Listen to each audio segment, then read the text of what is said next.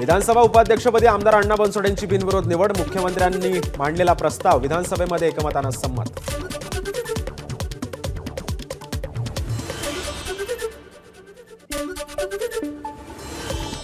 दिशा सालियन प्रकरणावरून सत्ताधारी आमदारांचा विधानसभेमध्ये गदारोळ. आरोप झाल्यावर धनंजय मुंडेंनी जसा राजीनामा दिला तसा आदित्य ठाकरे आमदारकीचा राजीनामा देणार का? आमदार संजय गायकवाडांचा सवाल.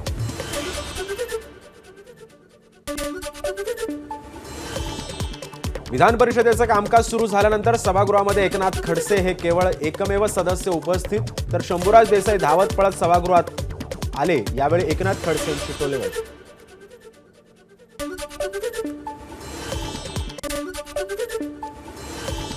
राज्याच्या आरोग्य राज्यमंत्री मेघना बोर्डीकर यांच्या विरोधात हक्कभंग दाखल. बुलढाण्यामध्ये लोकांना टक्कल पडण्याविषयी विधान परिषदेमध्ये खोटी माहिती दिल्याप्रकरणी काँग्रेसचे आमदार धीरज लिंगाडे यांनी दाखल केला हक्कभंग.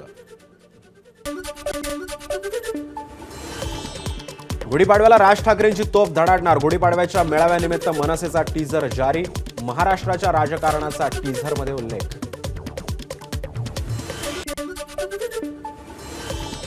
स्टँडअप कॉमेडियन कुणाल कामराचा नवीन व्हिडिओ समोर. नव्या व्हिडिओतून अर्थमंत्री निर्मला सीतारामन यांच्यावरती टीका, तर सलग तिसऱ्या व्हिडिओतून कामराची नेतेमंडळींवर टीका.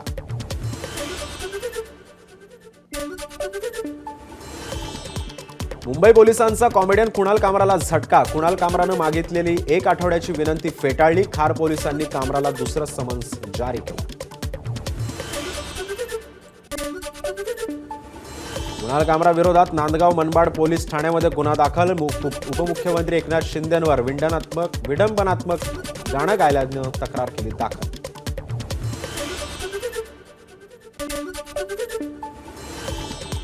डोंबिवलीतही कॉमेडियन कुणाल कामरा विरोधात गुन्हा दाखल. कलम 356 अंतर्गत गुन्हा केला दाखल. याआधी खार पोलिसांमध्ये पहिला गुन्हा दाखल झाला होता. फॉरेन्सिक टीमनं कोरटकरचे व्हॉट्सअप सॅम्पलही घेतले ताब्यात. पोलीस स्टेशनमध्ये जाऊन घेतली व्हॉइस सॅम्पल्स.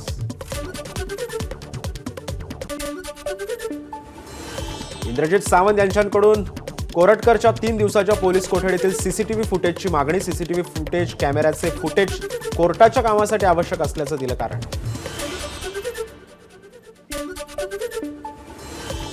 राज्यात विजेच्या मागणीमध्ये प्रचंड वाढ. मंगळवारी 30,561 मेगावॅटची नोंद, तर मुंबईमध्ये 3,634 मेगावॅटची मागणी.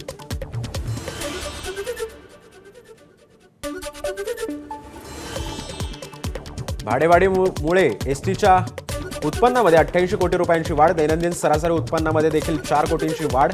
काहीशी प्रवासी संख्यामध्ये घटल्यानंतर आता उत्पन्नामध्ये वाढ झाली. मुंबई महापालिकेची आतापर्यंत 5,500 कोटी रुपयांची मालमत्ता कर वसुली. ठरवलेल्या उद्दिष्टाच्या 91% वसुली पूर्ण, तर महापालिकेचं यंदा 6,000 कोटींच्या कर वसुलीचं लक्ष्य.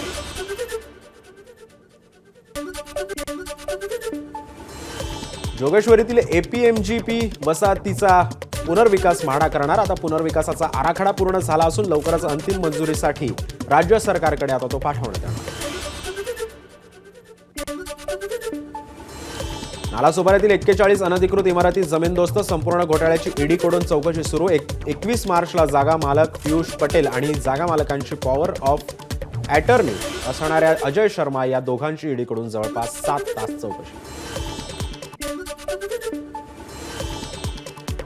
मुंबईमध्ये विधान भवनाबाहेर झाडावर चढून तरुणाचं आंदोलन. सेंद्रिय मॉलच्या संकल्पनेचं बॅनर घेत आंदोलन केल्याची माहिती. जवळपास 2 तासांनी तरुणाला खाली उतरवण्यास पोलिसांना यश. मुंबईच्या कांदिवली परिसरामध्ये 4 वर्षांच्या चिमुकलीचं अपहरण करून हत्या. आरोपीला सुरतमधून केली अटक.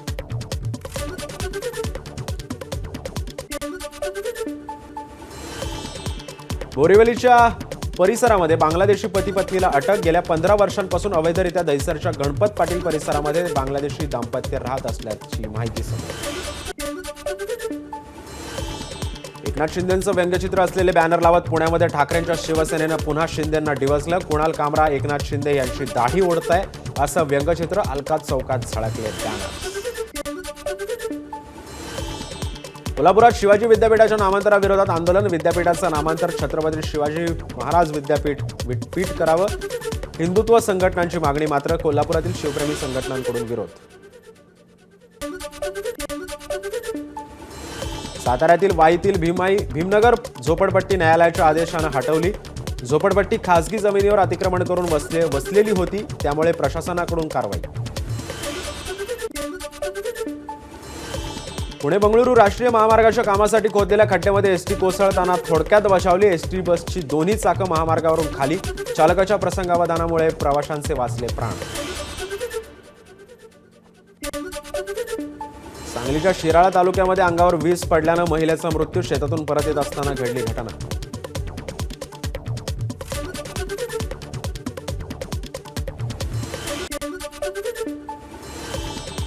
सोलापुरात शालेय विद्यार्थिनीचा लैंगिक छळ केल्याप्रकरणी शिपायाला अटक. मुलीच्या नातेवाईकांनी केली होती तक्रार दाखल.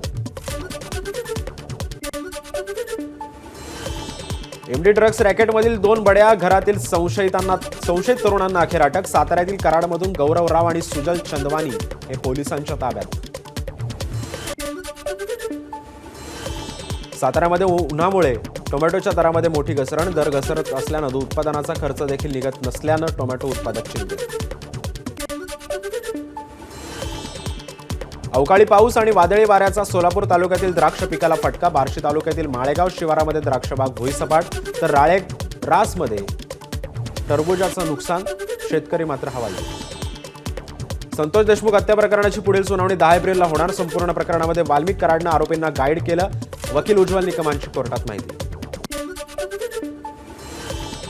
मुघल वंशज आणि औरंगजेबाच्या कबरीचे काळजीवाहक प्रिन्स याकूब हबीबुद्दीन यांची मुख्यमंत्री फडणवीसांवर टीका. राष्ट्रपतींना पत्र लिहून औरंगजेबाच्या कबरीचं रक्षण करण्याची प्रिन्स याकूब हबीबुद्दीन यांची मागणी.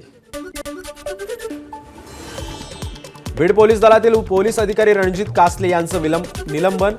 तपासासाठी परराज्यात गेले असताना पैसे घेतानाचा व्हिडिओ समोर. निलंबनाचा आदेश येताच पोलीस अधिकाऱ्यांसह राजकीय नेत्यांवर निलंबित पोलीस अधिकाऱ्यांचे आरोप.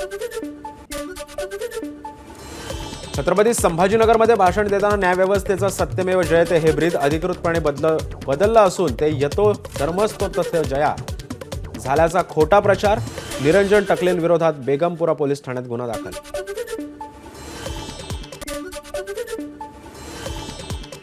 धाराशिवच्या तेरखडा इथला 12 फटाका कारखाने बंद. फेब्रुवारीमध्ये झालेल्या स्फोटाच्या पार्श्वभूमीवर 41 कारखान्यांची तपासणी. तर तपासणीमध्ये त्रुटी आढळल्यानं 12 फटाका कारखाने झाले बंद. नाशिक रोड परिसरामध्ये कोयत्यानं दहशत माजवणाऱ्या तडीपार संशयिताला अटक. नाशिकच्या गुन्हे शाखेची कारवाई. 2 गुन्हे शाखेनं केली कारवाई.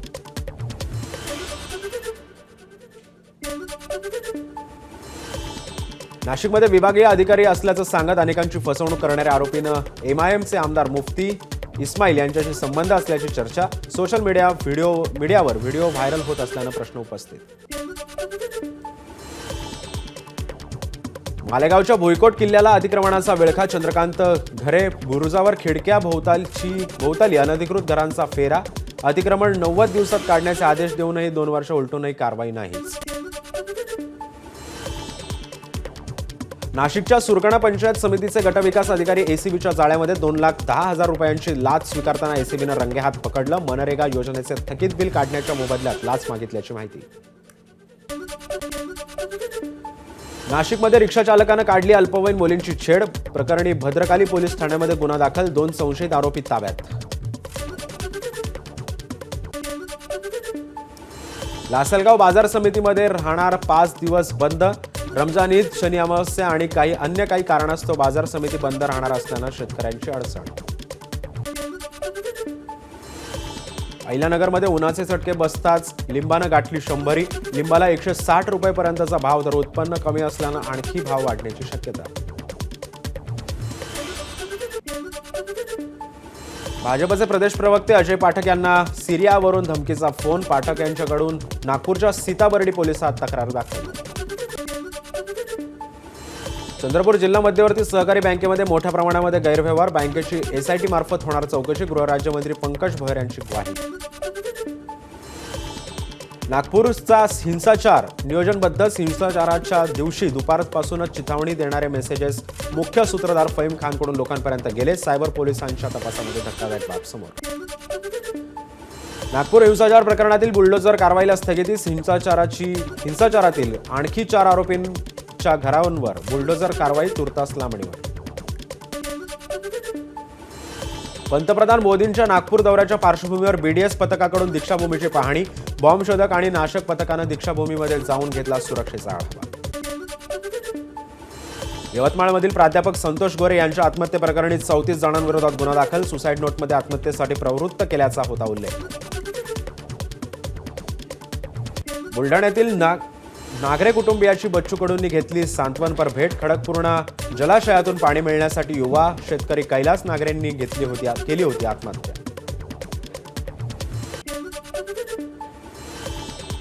बुलढाण्याचे जिल्हाधिकारी किरण पाटील यांनी सेवानिवृत्त अधिकाऱ्यांच्या केलेल्या नियुक्त्या वादाच्या भोवऱ्यात. कर्मचाऱ्यांना पुन्हा नियमाबाह्य पद्धतीनं आर्थिक लाभासाठी नियुक्त केल्याचा आरोप.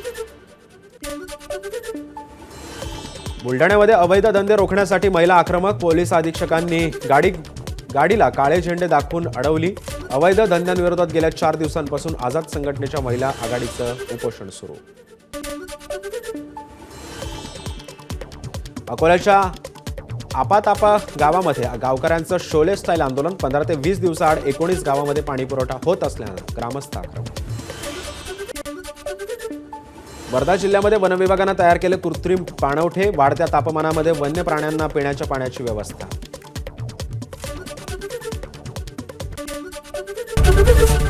एबीपी माझा, उघडा डोळे बघा नीट.